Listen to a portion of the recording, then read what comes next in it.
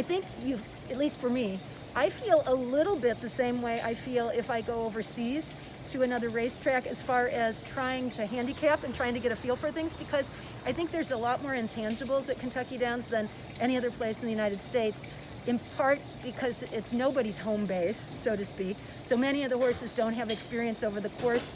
The undulating course, the fact that most everybody's shipping in, the fact that every year you seem to have a different mix of riders, but in this year particularly you are really having the cream of the crop from all over that are going to meet together. So those things, you can't account for which riders seem to really just relish the course and enjoy picking up on its nuances and then that type of thing, and seem to excel right off the bat, and other riders take a little bit longer to get used to it, So all those things kind of contributed to its unique quality. But I think more than anything, personally for me, there are very few tracks in America that I sense the same kind of excitement everybody experiences when they go there, whether it's for the first time or whether they're coming back. And maybe it's because it's so short, and maybe it's because the purses are so big, and also maybe because it's all grass racing. And I personally feel like people gravitate toward grass racing because it's colorful, and usually you have more close finishes and a lot more dynamics of positioning and things like that go into the races to make them even more exciting. So I think it's the most unique course, but I also think it's one of the best. The payouts are really good because of the low takeout. And it's actually pretty formful, but it still just seems like with every race having almost every race 12 horses, that is it tougher to handicap? Oh, it is, for sure. And yes, because of the big fields, the big fields combined with the unknowns. So you sometimes have some horses that seem to love the course, and really the best comes out, but then you on top of it have kind of an unknown factor as far as the pace is concerned when you have such a big field.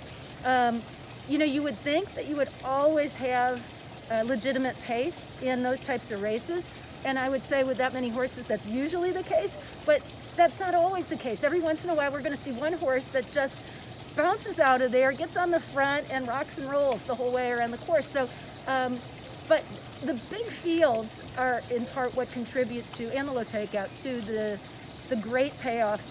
And I think fans love it. I know some people feel like, if you have more favorites, it's more formful racing. But to me, when you have quality racing and the big purses bring the quality out, and then you have the unknowns, you are going to have some big payoffs, and that's what makes it really attractive from a betting standpoint. Yeah, even when the top two favorites come in 1-2 in the exact bet, it pays a square price. It's huge. And, even if you feel like very certain about a horse and that they're going to be favored, say you're looking at a horse like a Zulu Alpha that's going to come in and probably going to get bet down quite heavily because of his reputation, you're still going to be able to make money probably, not only if he wins, but also in terms of the other races and the sequences that race is connected with. So, and that's also, though, beyond the benefits for the bettor, I really do feel that unlike most tracks, every day of the meet, you will see either a star that's already proven or you're going to see a budding star. I mean, we've seen that probably this year even more than ever before when you have a horse like Art Collector that raced there. Mike Maker's unbelievable. I don't know how many it is, but the number of horses he's claimed that he's made graded stakes winners, sometimes putting them on turf, sometimes stretching them out for the first time. But, I mean, a high percentage of them do end up being grass horses. It takes a unique trainer and that has the eye for that type of a horse and has the clientele that are willing to jump in as well.